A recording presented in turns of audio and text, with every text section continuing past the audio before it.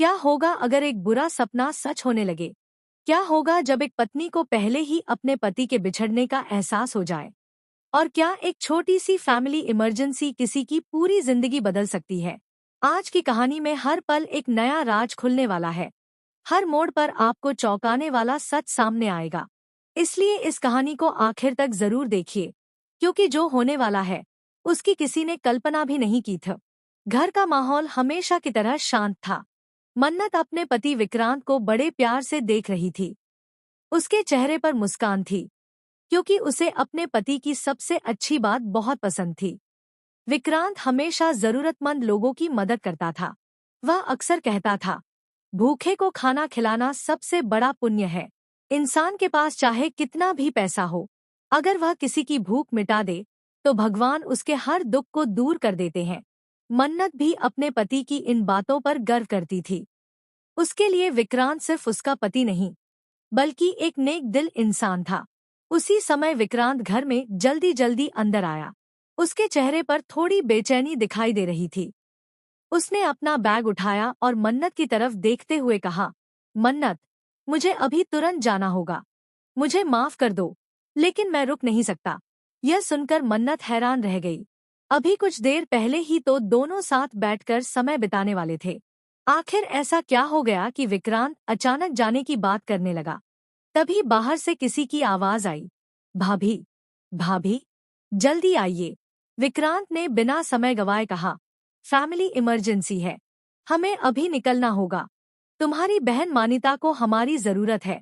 इतना कहकर वह तेजी से बाहर निकल गया। लेकिन जैसे ही मन्नत ने उसकी बात सुनी, उसके दिल में एक अजीब सी घबराहट शुरू हो गई। कुछ देर पहले उसने एक ऐसा सपना देखा था जिसने उसकी आत्मा तक को डरा दिया था। उसने सपने में देखा था कि विक्रांत उसे छोड़कर कहीं दूर जा रहा है। वह उसे रोकने की बहुत कोशिश कर रही थी, बार बार उसका नाम पुकार रही थी, लेकिन विक्रांत बिना पीछे मुड़े आगे बढ़ता जा रहा था। उस सपने में सबसे डरावनी बात ये थी कि विक्रांत ने एक बार भी उसकी तरफ पलटकर नहीं देखा। मन्नत के हाथ कांपने लगे। उसने तुरंत विक्रांत का हाथ पकड़ लिया और बोली, मत जाओ, मुझे बहुत डर लग रहा है। मैंने बहुत बुरा सपना देखा है। मुझे लग रहा है कि अगर तुम गए तो कुछ बहुत गलत हो जाएगा। विक्रांत ने उसे समझाने की कोशिश की। उसने उसके सिर पर हाथ रखा और प्यार से कहा, सपने हमेशा सच नहीं होते मन्नत। तुम बेवजह डर रही हो। मैं जल्दी वापस आ जाऊंगा। लेकिन मन्नत का दिल मानने को तैयार नहीं था। उसकी आंखों में आंसू भर आए। वह बार बार वही सपना याद कर रही थी। तभी विक्रांत को अचानक कुछ याद आया। उसने पूछा, तुमने अपनी दवा ली? मन्नत ने धीमी आवाज में कहा, मेरी दवा खत्म हो गई है। यह सुनते ही विक्रांत कुछ पल के लिए चुप हो गया। उसे पता था कि मन्नत की तबीयत पिछले कुछ दिनों से ठीक नहीं चल रही थी, लेकिन अभी मानिता की परेशानी भी उसके सामने थी। एक तरफ पत्नी का डर और दूसरी तरफ परिवार की जिम्मेदारी। वह समझ नहीं पा रहा था कि आखिर करे तो क्या करे। घर में एक अजीब सी खामोशी छा गई। बाहर मौसम भी अचानक बदलने लगा। तेज हवाएं चलने लगी। खिड़कियां अपने आप हिलने लगी, जैसे आने वाले तूफान का संकेत दे रही हों। मन्नत की बेचैनी हर पल बढ़ती जा रही थी। उसके दिल में बार बार एक ही सवाल उठ रहा था, क्या उसका सपना सच होने वाला है? उधर विक्रांत ने अपना फोन उठाया। दूसरी तरफ से किसी की घबराई हुई आवाज सुनाई दे रही थी। उसने कुछ पल बात की और उसका चेहरा अचानक गंभीर हो गया। उसने जल्दी से कार की चाबी उठाई और बाहर निकलने लगा।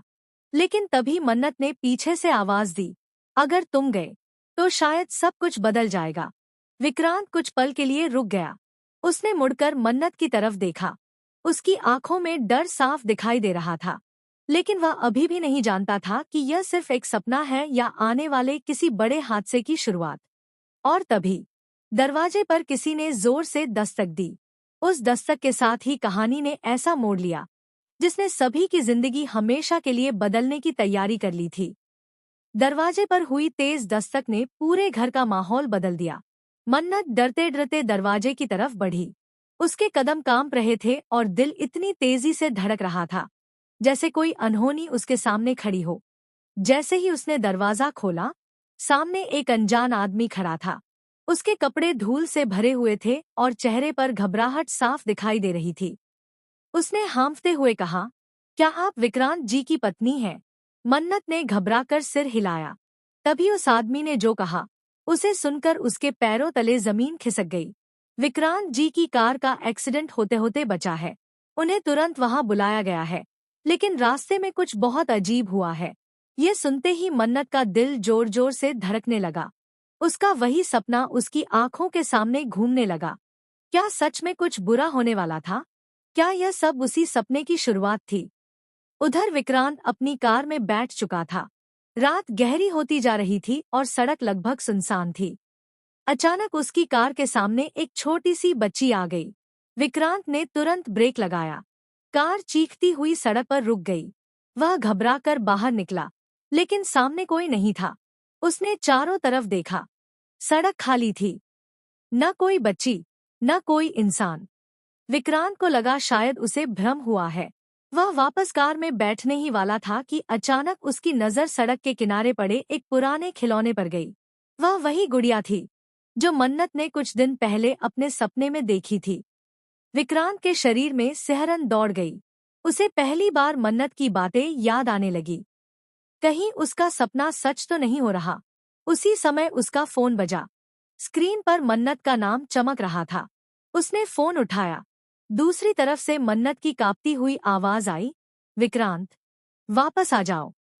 मुझे बहुत डर लग रहा है। मुझे लग रहा है कि कोई तुम्हें मुझसे दूर करना चाहता है। विक्रांत कुछ बोल ही नहीं पाया, क्योंकि उसी पल उसके पीछे से किसी के चलने की आवाज आई। टक, टक, टक। वह धीरे धीरे पीछे मुड़ा, लेकिन वहां कोई नहीं था। अब उसके माथे पर पसीना आने लगा था। उसने जल्दी से कार स्टार्ट की और वहां से निकलने लगा, लेकिन कुछ दूर जाते ही उसकी कार अचानक बंद हो गई। उसने कई बार चाबी घुमाई, मगर इंजन स्टार्ट नहीं हुआ। और तभी कार की खिड़की पर किसी ने जोर से दस्तक दी। ठक, ठक, ठक। विक्रांत ने डरते हुए बाहर देखा, लेकिन खिड़की के उस पार कोई नहीं था। अब उसका डर बढ़ चुका था। उसने तुरंत दरवाजा खोला और बाहर निकल आया। अचानक तेज हवा चलने लगी। पेड़ों की शाखाएं हिलने लगी और दूर कहीं से किसी औरत के रोने की आवाज सुनाई देने लगी। विक्रांत ने चारों तरफ देखा। फिर उसकी नजर सड़क के दूसरी तरफ खड़ी एक औरत पर पड़ी। उसने सफेद कपड़े पहन रखे थे और उसके लंबे बाल उसके चेहरे को ढके हुए थे। वह धीरे धीरे उसकी तरफ बढ़ने लगी। विक्रांत की सांसें रुकने लगी। उसी समय उसका फोन फिर बजा। इस बार मन्नत रो रही थी। विक्रांत, मैंने तुम्हें सपने में इसी जगह देखा था। तुम वहां अकेले मत खड़े रहो। प्लीज वहां से चले जाओ। विक्रांत के हाथ कांपने लगे। उसने फिर उस औरत की तरफ देखा, लेकिन अब वहां कोई नहीं था, जैसे वह कभी थी ही नहीं। उसी समय उसकी कार अपने आप स्टार्ट हो गई। विक्रांत बिना एक पल गवाए वहां से निकल पड़ा। कुछ देर बाद वह मानिता के घर पहुंचा, लेकिन वहां पहुंचते ही उसे एक और बड़ा झटका लगा।